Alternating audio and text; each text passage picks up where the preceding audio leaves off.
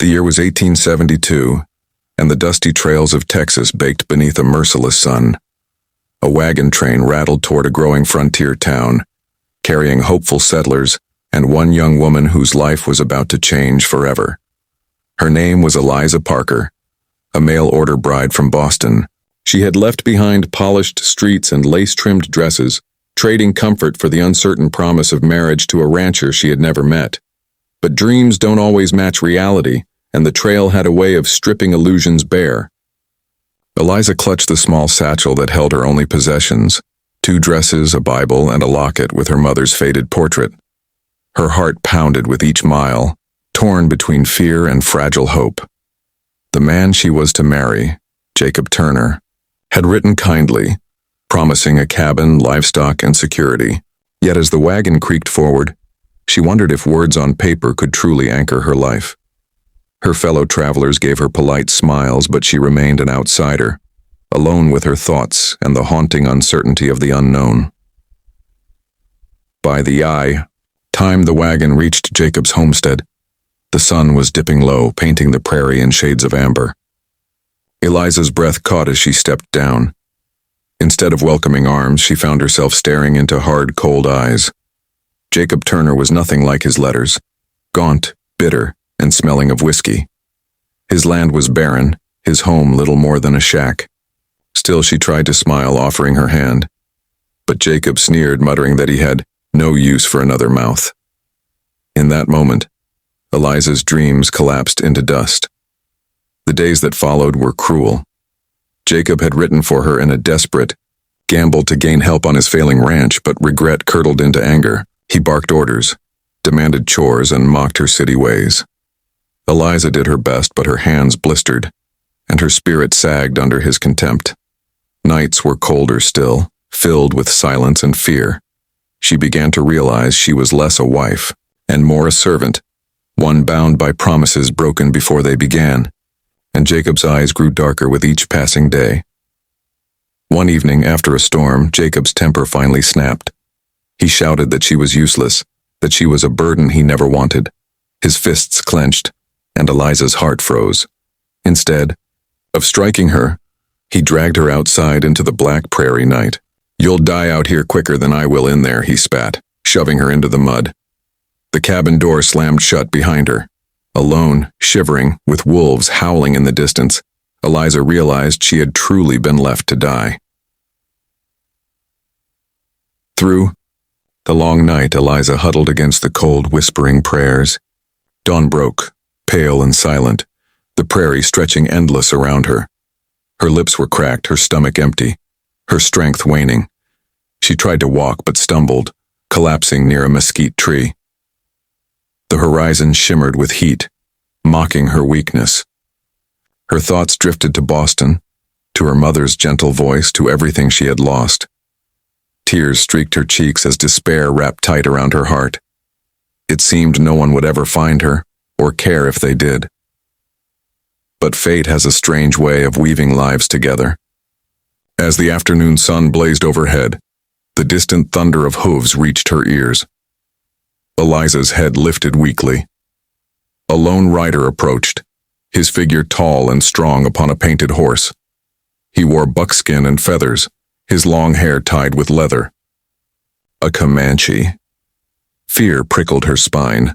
She had heard whispers of raids and violence, but as the rider slowed, she saw no weapon drawn.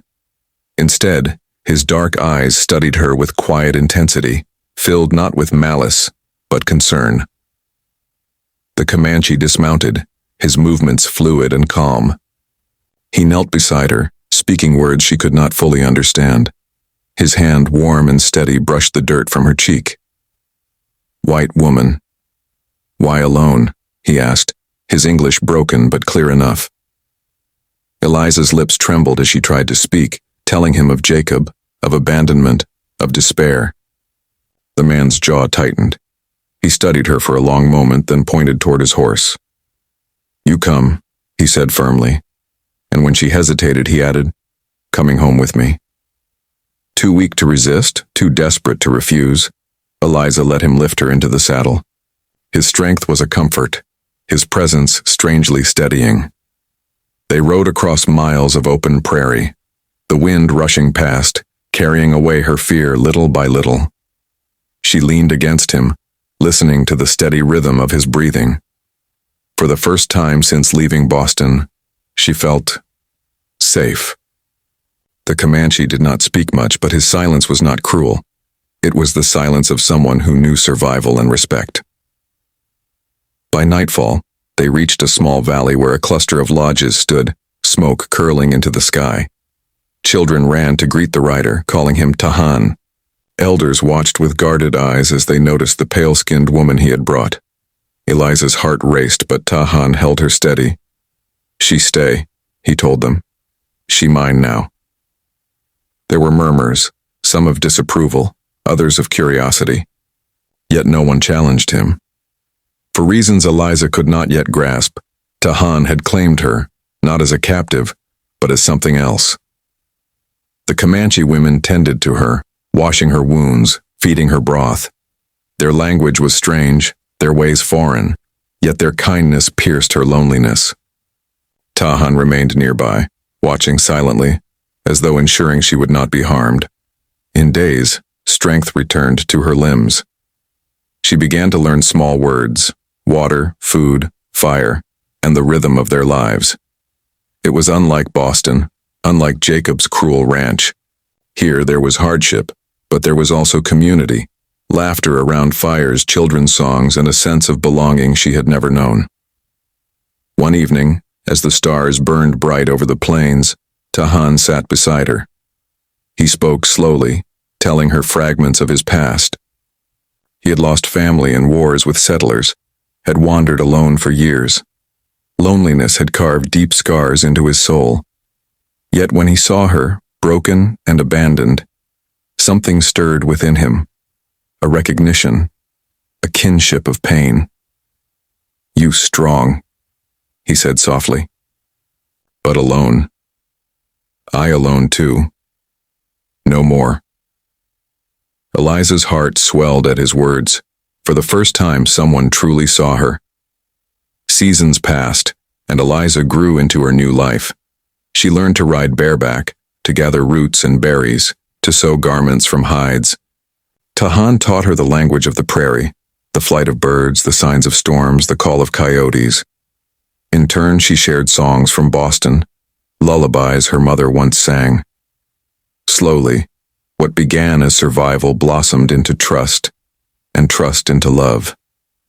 Against all odds, the lonely Comanche and the forsaken bride found home in each other, binding two wounded souls together. Yet the frontier was never free of danger. Whispers of soldiers patrolling nearby spread through the camp. One day, Jacob, Turner himself, appeared with a posse, demanding her return. "She's my wife," he snarled, spitting venom at Tahan. Eliza stepped forward, trembling but resolute. "You left me to die," she said, her voice sharp as steel. "You forfeited that claim." When Jacob lunged, Tahan stood between them, his stance unyielding. Guns glinted in the sun, but Eliza's eyes burned with defiance. She had found her voice, her strength. In the end, Jacob's threats crumbled beneath her refusal. The posse, uneasy with his cruelty, turned back, leaving him to fume alone. Eliza chose her path with clarity. She was no longer the frightened bride who clutched a satchel of broken dreams.